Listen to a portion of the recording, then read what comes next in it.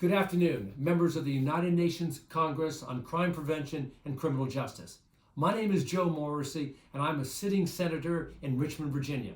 And I'm speaking to you now from our state capital in Richmond, Virginia. During the 2021 session, I introduced a bill, Senate Bill 1244, that would have abolished once and for all the civil commitment process in Virginia.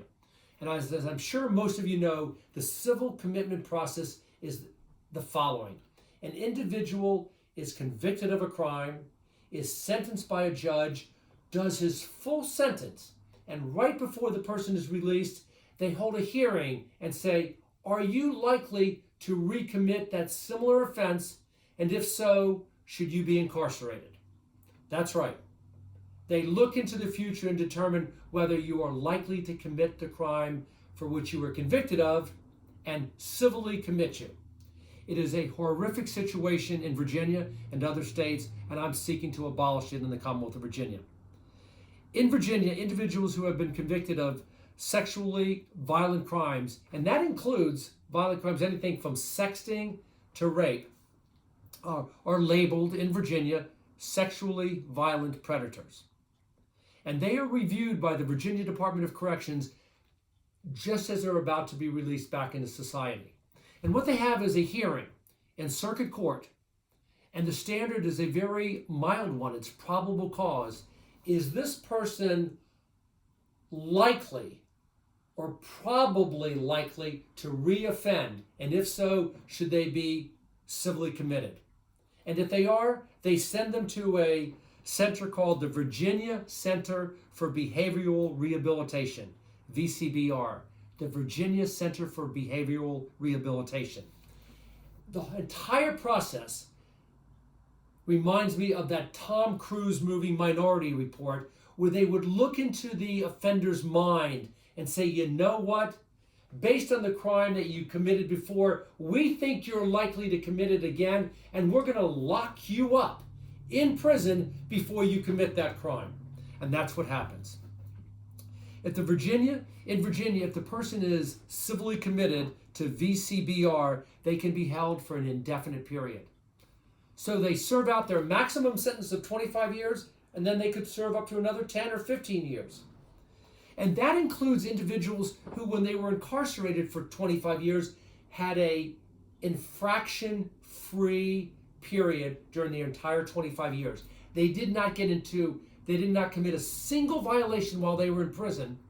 And after serving a quarter of a century, the department says, you know, you're likely to reoffend, so we're going to lock you up again. The entire process of civil commitment is inherently unethical, and it needs to be abolished. There are significant due process violations, double jeopardy violations, and importantly, human rights violations.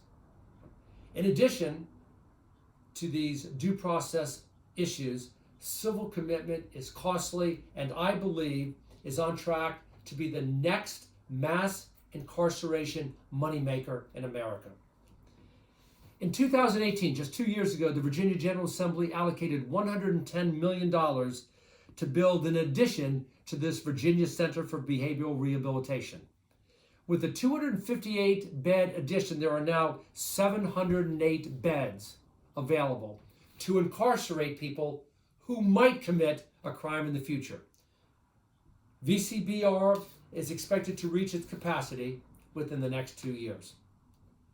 Now, sex-related crimes are the only crimes in Virginia that one can be held for an indefinite amount of time after they have completed their sentence. That's the only crime. Not drugs, not bank robbery, not murder, but sexually offensive crimes. You can reincarcerate them for an indefinite period of time. Let me give you an example, and it's one of my favorite ones. In the 1930s and 1940s in America, there was a bank robber. His name was Willie Sutton. No reason that any of you should have heard of him, but he was famous in the 30s and 40s in America. He robbed banks. He'd get caught. He would either break out of prison or get paroled, and he'd rob another bank. And he'd do it again and again. He robbed almost 40 banks. He was once asked, why do you rob banks? And he answered, because that's where the money is. But imagine this. Imagine if Willie had been locked up and he had already robbed a half a dozen banks, and they said, you're likely or probably will rob another bank, so we're just going to go ahead and lock you up right now. That's what they're doing in Virginia for civil commitment. Now, I want to conclude my story about the horrific nature of civil commitment in Virginia with a true example. And brace yourself, because it's not pleasant. And it shows you just how horrendous it is to utilize pre-crime prevention processes such as civil commitment. A constituent of mine is retired U.S. Army Sergeant Johnny Huff. He lives in Hopewell, Virginia. Johnny Huff graduated from high school and went off to fight in the Vietnam War, where he served admirably and laudably and nobly. He came back to Hopewell, Virginia, and several years later they said, through DNA evidence, we think you committed a rape in Hopewell years before. He was adamant. That wasn't me. I didn't do that. I've never committed a crime like this. Nevertheless, he was convicted and he was sentenced to 20 years in prison. And he served that 20 years. Just as he was getting ready to be released, they came in and they said, you know what? We're going to hold a hearing, a civil commitment hearing, to determine whether or not you're likely or probably will commit another sexual offense. They determined that he was. And he was civilly committed in another prison for 10 more years.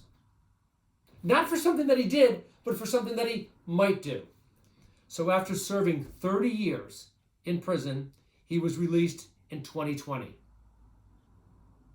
Approximately 4 weeks after he was released, he got a call from the Virginia Attorney General's office. They had just completed a series of cold case reviews. A cold case is where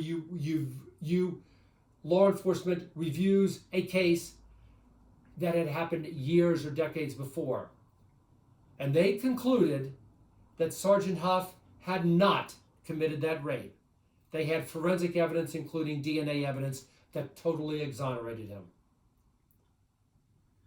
He was found to be not guilty of that rape that he had served a total of 30 years for. Folks, thank you for your time. Thank you for listening to me. It's been my honor to share some of these thoughts with the United Nations Congress on Crime Prevention and Criminal Justice.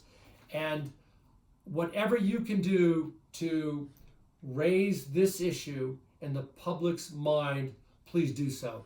It is a horrific matter of incarcerating people for something that they might do in the future. Thank you very much.